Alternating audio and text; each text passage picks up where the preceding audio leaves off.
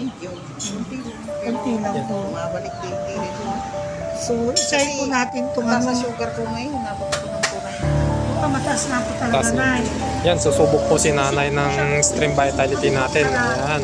So, mataas po kanyang blood sugar. Diabetic po siya.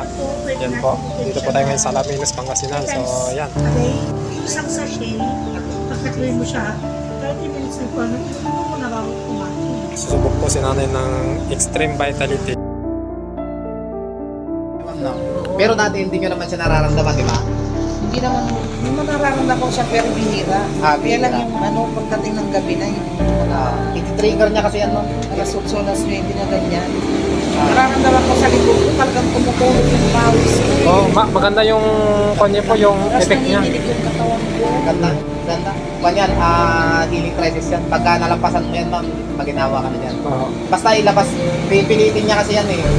Pipigayin niya kasi yan eh. Lalabas yung mga toxin mo yan eh. Yun yung nilalabas niya kayo. Kaya, ituloy-tuloy mo lang siya, ma'am. Good feedback yan. Lahat ng uminom ng ganyan, ma'am, ganyan lahat ng ano, pagramdam. Kasi ano siya, pagdating ng gabi, pagkaganon.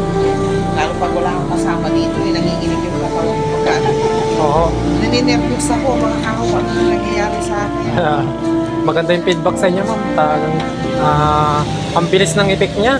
Kaya nga. Nahihilo ko pag lang sa umaga. Oo. Pag-gising ko, bago ko lumabas yan, magtitimpla ng kagad ako inulan. Pag nag-display ako ng mga paninda ko, mabaya, nahihilo na ako. Normal na ako. normal yun. Pagka medyo nakarecover na ako, ay tuloy ko na yung Aba. ano, pero yung pawis ko. Ang ganda ng kon. Maganda yung effect sa'yo. Pinapawis niya. Pinapawisan Ah, ako. Huwag ka lang matatakot sa ganun, ma'am, kasi yan, wala namang nangyari masama sa'yo, di ba? Ang tawag doon, kaya namin siya sa tinatawag na healing crisis, kasi mayroon tayong tinatawag na healing manifestation sa ng katawan. Ngayon, yun yung pinapalakas sa sa'yo, ma'am. At the same time, nilalabas siya lahat ng toxin sa katawan mo. Ngayon, pag nilabas niya yung toxin sa katawan mo, doon malilinisan yung, ano mo, yung internal organ mo, malilinisan. Tapos tinitira niya yung, ano mo. Ang ganda ng effect. Yun ang tawag ko dun, ma'am, is yun, body repair po. Re-repair niya po yung mga damaged cells. Nice. Ayan. Ayan. Ganda, ma'am. Oh. Tuyong-tuyo na, oh. Mga makano ka dyan, ma'am, mga 3-4 ka dyan. Okay ka na dyan. Ang inaano ko lang, yung sugar ko, kung bumaba na o hindi. Huwag yan, ma'am, hindi agad-agad dyan bababa. Kasi ang yan eh, ang buwan natin kasi dyan, unang-una kasi, maki-cleansing ka muna. Ki-cleansingin niya muna yan. Ilalabas niya muna lahat yan.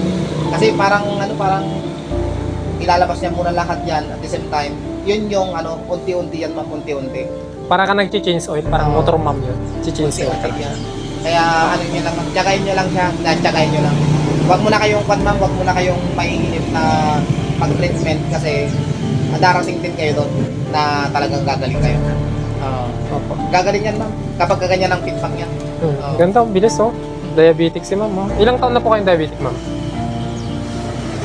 Ay, ano na siya, nag-i-insulin na ako eh. Nag-insulin na po kayo? Insulin na yung ginagamit. Di ba pagkuhan po, pag minsan nanghihina na kayo, parang may mati na kayo, dapat tumusok na kayo ng insulin, no? Hindi. Kasi Paano kayo nag-insulin po? sa umaga ako nag-insulin.